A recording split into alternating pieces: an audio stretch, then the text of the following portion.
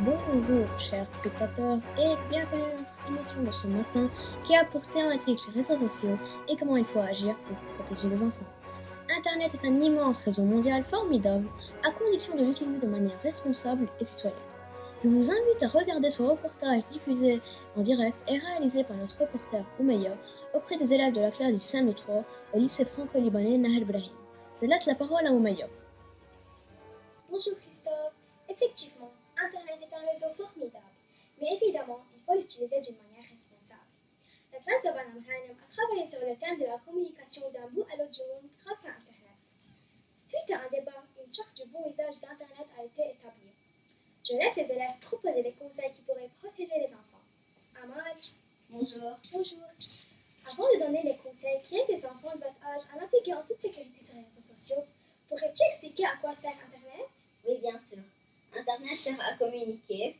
On peut par exemple utiliser l'application WhatsApp pour parler avec nos proches. Même pendant le confinement, il nous a aidés à travailler. Prenons l'exemple de notre amie Lynn. Bonjour Lynn.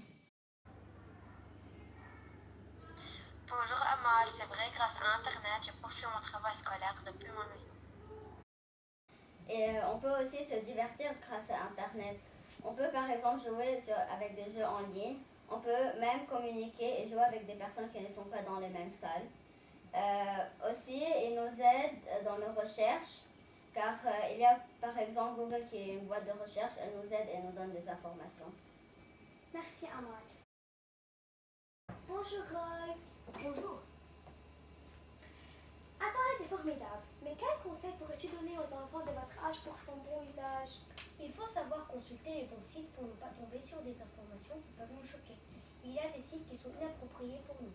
Donc il ne faut pas mentir sur notre âge pour y accéder. Merci. Moi? Confirmes-tu les paroles de Roy? Je suis tout à fait d'accord avec lui. Certains sites inconnus peuvent contenir des virus ou des images choquantes. Les liens et les sites les plus fiables sont ceux qui commencent par HTTPS. Farah, quels autres conseils-tu pour les enfants?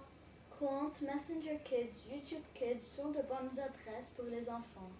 L'utilisation de Facebook et de nombreux autres réseaux sociaux sont interdits aux personnes de moins de 13 ans. Aline, à ton avis, pourquoi Facebook est interdit aux enfants de votre âge? Il peut contenir des informations ou des photos choquantes. Dans ce cas, comment faut-il réagir? Il faut prévenir nos parents. Certaines applications disent que les photos mises sur leur site s'effacent automatiquement et définitivement au bout de quelques secondes, mais ce n'est pas vrai. Un spécialiste a découvert que par exemple Snapchat peut récupérer ces photos.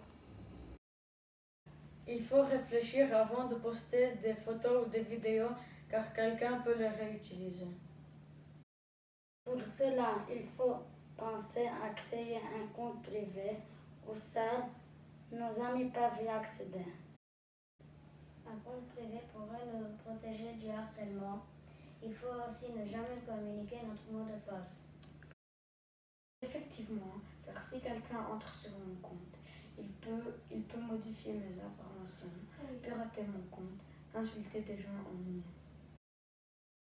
Il ne faut pas donner des informations personnelles, surtout à des inconnus.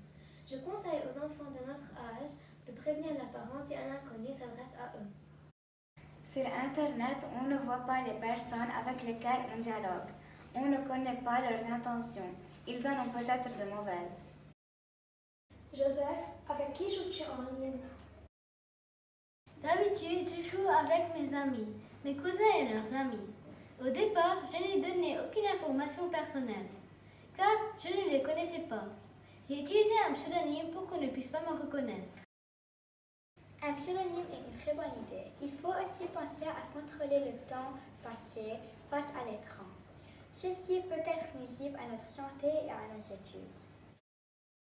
Attention, certains sites utilisent des cookies. Cela leur permet de savoir ce que vous faites. Cela leur permet également de connaître des informations sur vos goûts.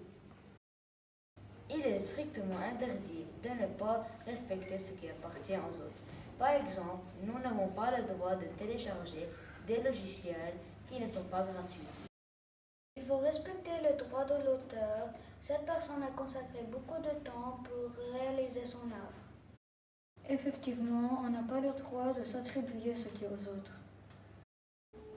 Dans nos recherches, dans n'importe quelle boîte de recherche, nous n'avons pas le droit de copier-coller le travail effectué par quelqu'un d'autre.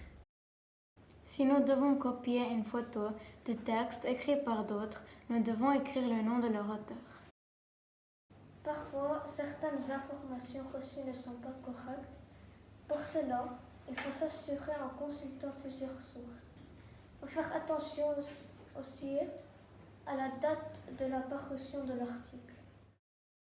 Si par exemple on lit un graphique sur des statistiques réalisées en 2000 sur la connexion d'Internet dans le monde, on pourrait en aucun cas le réutiliser en 2021. Le nombre de personnes qui se connectent actuellement ne correspond pas à celui de l'an 2000.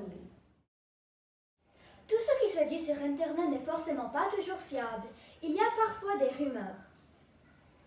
On doit s'assurer avant de diffuser n'importe quelle information. Aussi, il faut respecter les autres. On ne doit pas faire aux autres ce qu'on n'aime pas que l'on nous fasse. Yara et Ariane, pouvez-vous faire un récapitulatif des conseils proposés aux enfants sur le bon usage d'Internet? Sûr ou meilleur, vérifiez toujours les informations sur Internet, leur source et la date. Se méfier, ne communiquez qu'avec les personnes qu'on connaît et utilisez de pseudonymes. Ne communiquez pas d'informations personnelles comme le mot de passe. Prévenir un adulte de confiance si on tombe sur des informations ou des images choquantes. Respectez les droits de l'auteur en signalant à chaque fois le nom de la personne qui a écrit l'article. Respecter autrui et ne pas utiliser des termes qui peuvent déranger ou blesser. Réfléchir avant de poster quoi que ce soit sur Internet, car d'autres personnes pourraient les partager.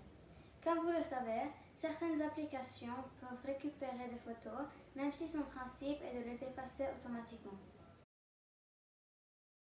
Merci les élèves pour votre intervention intéressante. Christophe? Merci et bravo aux élèves du CM2-3 du LFL Agnières. J'espère, chers spectateurs, que ces conseils seront appliqués dans vos pratiques d'Internet et spécialement les enfants. A bientôt et je vous souhaite une très bonne journée.